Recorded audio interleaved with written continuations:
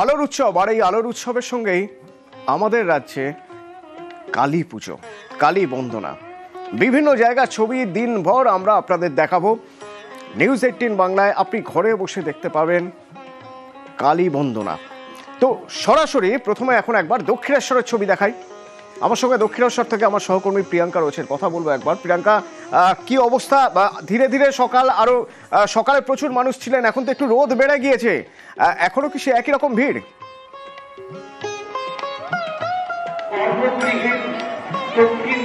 একেবারেই অতনু, বরং তুমি যেমনটা বললে যে সকাল থেকে যেমন ভিড়টা ছিল, রোদের প্রখর তেজ যেমন বেড়েছে, ভিড়টা আরো অনেকটা বেশি বেড়েছে।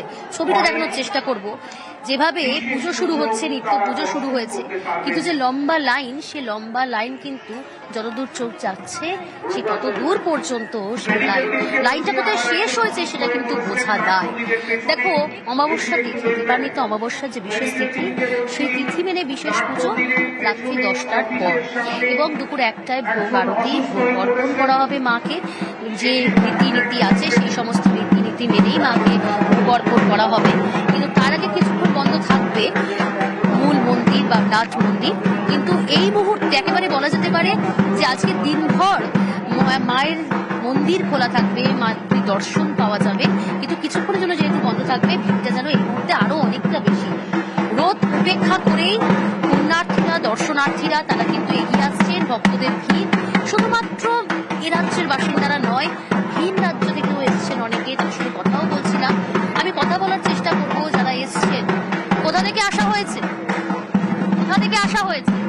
আমরা হাওড়া থেকে এসেছি। প্রত্যেক বছর আসা হয়? মোটামুটি সকালেই আসেন। এখনো তো অমাবস্যা তিথি লাগেনি, তাহলে আগে পুজো কেন? ভিড় হয়ে যাবে, দেখা হবে না। মায়ের কাছে কি চাইলেন? সবাইকে সুখ শান্তি, সবাই যেন ভালো থাকে। প্রত্যেক বছর আসে? না, প্রত্যেক বছর আসা হয় না, এই বছরই আসা হয়েছে। মায়ের টানেই আসা, তাই তো? বয়স তো অনেকটাই মনে হচ্ছে এগিয়েছে, কিন্তু এই যে আজকের এই বিশেষ দিনে এতটা ভিড়, সঙ্গে রোদ, এই রোদে লম্বা লাইন দিয়েও মায়ের দর্শন, কোথাও মায়ের টানেই আসা তাহলে? অবশ্যই। আমি ভাবানো আজকের দিনে না আসতে পারলে, আমি এখনো জলও খাইনি। হ্যাঁ, এবারে না আসতে পারলে আমার মনে হয় জীবনটাই ব্যর্থ। আমি এখানে দাঁড়িয়ে একটা গানও করলাম, এখানে দাঁড়িয়ে করলাম। আমার এখানে না এলে আমার ভালো লাগে না, মানে এত সুন্দর ব্যবস্থা, দক্ষিণেশ্বরের মতো ব্যবস্থা করতাম না। বিভিন্ন জায়গার ছবি দেখবো প্রিয়াঙ্কা, পরবর্তীতে আবার আমরা এই দক্ষিণেশ্বরের ছবি দেখব। সতীপীঠের 51 পীঠের এক পীঠ, যেখানে মায়ের কণ্ঠনালী পড়েছিল, সেই কণ্ঠনালী থেকে নলের মতো হার, সেখান থেকে নলহাটি, নলাটেশ্বরী কালী, বীরভূমের নলহাটির নলাটেশ্বরী কালী কেমন ভাবে হচ্ছে আরাধনা। এখান থেকে রয়েছে আমার সঙ্গে অক্ষয়ের সঙ্গে কথা বলবো। অক্ষয়, এই নলাটেশ্বরীর কালীর বেশ কিছু পুজোর বেশ কিছু রীতি রয়েছে, যে রীতি প্রচন্ড নিষ্ঠার সঙ্গে বরাবর পালন হয়ে আসছে। যদি কিছু জানা যায় সকাল থেকে এখনো পর্যন্ত কি কি হলো?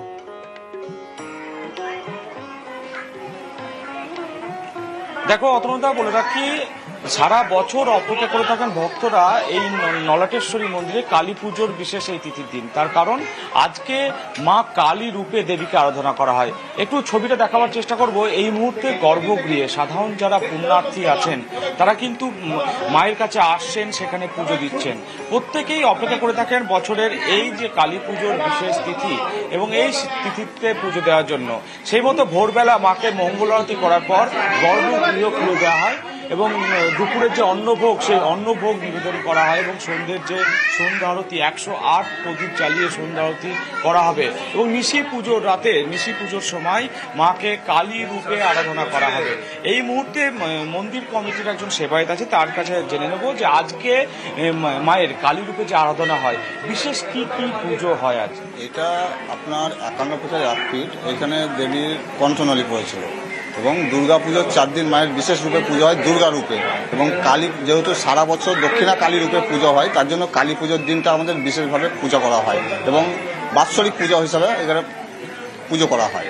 আর বিশেষভাবে বলতে আজকে আপনার সন্ধ্যাবেলায় মায়ের পুরো মন্দিরটা আলোয় আলোকিত করা হয়, প্রদীপ জ্বালানো হয়, আর আপনার বিশেষ ভোগ দেওয়া হয় রাত্রে, খিচুড়ির ভোগ, যেই ভোগটাতে আপনার থাকে শোল মাছ আর আপনার পাঁচ রকম ভাজা এবং শাক বলি যেটা হয় বলিদান, তার মাংসের ভোগ হয় মায়ের, এবং রাত্রে আরতি হয় এবং যার যত ভক্তজন আসেন তারা সব প্রসাদ পেয়ে থাকেন এখানে।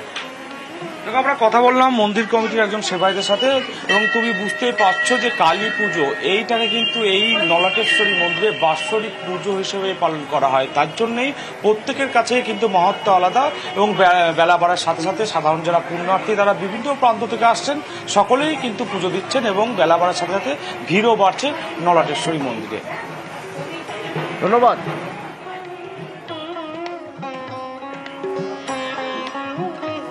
বাঁকুড়া বিষ্ণুপুরের ছিন্নমস্তা মা কালী 100 বছরের পুরনো পুজো। এখান থেকে দেবব্রত রয়েছে সরাসরি। দেবব্রত, আচার বা কোন রীতি মেনে কিভাবে পুজো হয়, আজ সকাল থেকে এখনো পর্যন্ত কি কি হচ্ছে, এরপরেই বা কি হবে একটু জানতে চাইবো।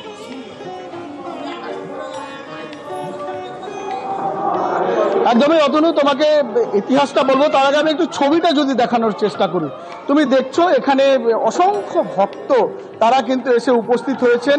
এই যে ছবি দেখছো এই ছবিটা নিত্য পুজোর অঞ্জলি হচ্ছে। সামনেই রয়েছে মায়ের সেই কাঁসার থালার ওপর পা রয়েছে, সেই পায়ের ওপরে পুরোহিত মশাই একের পর এক মন্ত্রোচ্চারণ করছে। দূর দূরান্ত থেকে যে সমস্ত ভক্তরা আসছে তারা অঞ্জলি দিচ্ছে। সকাল 7টা থেকে এই অঞ্জলি পর্ব শুরু হয়েছে, এখনো চলবে, সন্ধে পর্যন্ত চলবে।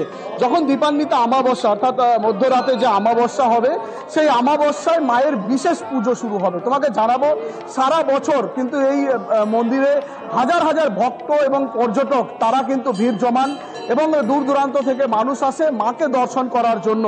আজও কিন্তু বিশেষ পুজো হবে রাত্রি 12টায়, দীপান্বিতা অমাবস্যায় মায়ের বিশেষ পুজো অনুষ্ঠিত হবে। পাশাপাশি এই যে ছবিটা তোমাকে দেখাচ্ছি, যে ব্যারিকেড করা রয়েছে, এখানে মায়ের হোমযজ্ঞ হবে।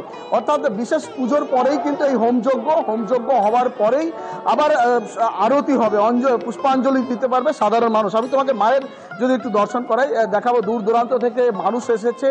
একেবারেই যেমনটা জানতে পারা যাচ্ছে, বামাখ্যাপা ও ভৈরবী মাতার আশীর্বাদেই কিন্তু, আদেশেই কিন্তু এই ছিন্নমস্তা মায়ের প্রতিষ্ঠা করা হয়। তারপর থেকেই কিন্তু বিভিন্ন রীতি রেওয়াজে মেনে কিন্তু এই পুজো হচ্ছে। আমি যদি একটু কথা বলি, এখানে যে প্রধান পুরোহিত রয়েছে, ঠাকুরমশাই, এখানকার আজকের দিনের বিশেষ রীতি রেওয়াজ কি রয়েছে? নমস্কার, জয় মা। সকলকে কালী পুজোর আন্তরিক শুভেচ্ছা অভিনন্দন জানাই। আজকে মায়ের অমাবস্যার নিশি পালন, অর্থাৎ 9টার পরে মায়ের পুজো শুরু হবে। অমাবস্যা পড়ছে 2টোর পরে, মানে 3টের দিকে। অমাবস্যার পর থেকে প্রত্যেকে যারা অমাবস্যার নিশি পালনের অঞ্জলি দেন তারা 3টে থেকে অঞ্জলি দিতে পারবে, এবং 9টার পরে নিশি পালনের পুজো হবে। পুজো হওয়ার পর মায়ের হোমযজ্ঞ যারা অঞ্জলি দেবে তারা প্রত্যেকেই রাত্রেবেলায় দিতে পারবে। এবং কালও যেহেতু অমাবস্যা রয়েছে, কাল মঙ্গলবার, কালকে দুপুরবেলায় মায়ের নরনারায়ণ সেবার ব্যবস্থা রয়েছেন। যত মানুষ আসবে এখানে মায়ের প্রসাদ বিনামূল্যে পাবে। মোটামুটি 4-5 হাজার মানুষের নরনারায়ণ সেবা। জেলখানা থেকে যে মায়ের জবামালা আসে, এটা ঠিক কি কারণ? এটা দেখুন, এটা মানে আজ কালী পুজো বলে নয়, প্রত্যেক দিনই এটা সংশোধনাগার থেকে মালা আসে। তো তারা টগর ফুলের মালা প্রত্যেক দিন বানিয়ে মাকে দিয়ে যান, এবং এই মালা কারা তৈরি করে? এখানে যারা সংশোধনাগারে যারা থাকেন, যারা সেখানে কয়েদিরা থাকেন, তারা এই মালা, তাদের প্রত্যেক দিনের ডিউটি সকালবেলায় ফুল তুলে মালাটা গাঁথে, এবং এই মালাটা গাঁথে মিনিমাম 4 থেকে 5 ঘন্টা সময় লাগে। এবং এটা ঝড় জল বজ্রাঘাত যাই পড়ুক না কেন, এই মালা মায়ের জন্য প্রত্যেকে নিয়ে আসে। একেবারেই বুঝতেই পারছো, সংসদারে যারা থাকে তারা কিন্তু মায়ের সেই মালা গাঁথে, সেই মালা এই মায়ের মন্দিরে আসবে, তাতে ঝড় জল বৃষ্টি যা খুশি হোক এখানে সেই মালা আসবে, তারপরেই কিন্তু মায়ের পুজো হওয়া শুরু হবে। আমরা সেই ছবি আমরা লাইভ দেখাবো সেই ছবি। এ ছিল বাঁকুড়ার বিষ্ণুপুরের ছিন্নমস্তার মন্দির।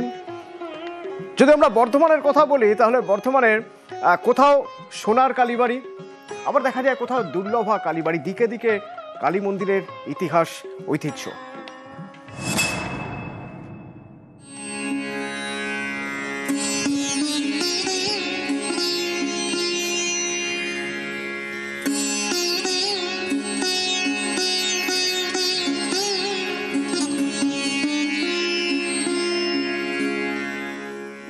বর্ধমানের রাজা ছিলেন মহাতাব চাঁদ, তার প্রতিষ্ঠিত সোনার কালীবাড়ি। মা এখানে ভুবনেশ্বরী।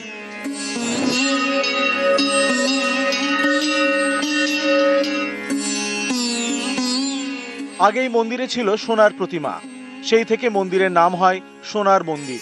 কথিত আছে এই মন্দির থেকে প্রতিমা চুরি হয়ে যায়, পরে অষ্টধাতুর মূর্তি প্রতিষ্ঠা করা হয়, কিন্তু মন্দিরের নাম আজও সোনার মন্দির। যবে থেকে মা প্রতিষ্ঠিত তবে থেকে এই ঘটও প্রতিষ্ঠিত ছিল। যেদিন প্রতিষ্ঠা হয়েছিল সেদিনই কিন্তু ঘটের জল সেদিন থেকেই বর্তমান। মানে আজ পর্যন্ত আমাদের কেউ জল দেওয়া হয় না, আর জল শুকায়ও নি, কানায় কানায় ভরে আছে। আগে পশু বলি হতো, এখন পশু বলি বন্ধ হয়ে গেছে, এখন ছাঁচি কুমড়ো বলি হয়।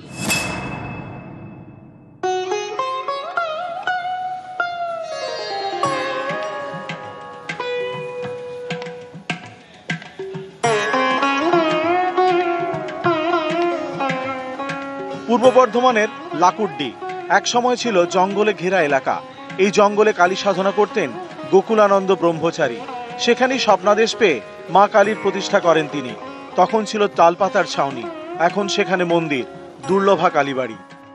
দুর্লভা কালী অনেক তপস্যা করে পেয়েছেন, সেই জন্য হয়তো দুর্লভা কালী নাম রেখেছেন। বহু তপস্যা করে পেয়েছিলেন। দেবী মূর্তিটা এটা হচ্ছে বর্তমান পাথরের মূর্তি, সাদা পাথরের। ক্যামেরায় সন্দীপ পালের সঙ্গে শরদিন্দু ঘোষ, নিউজ 18 বাংলা।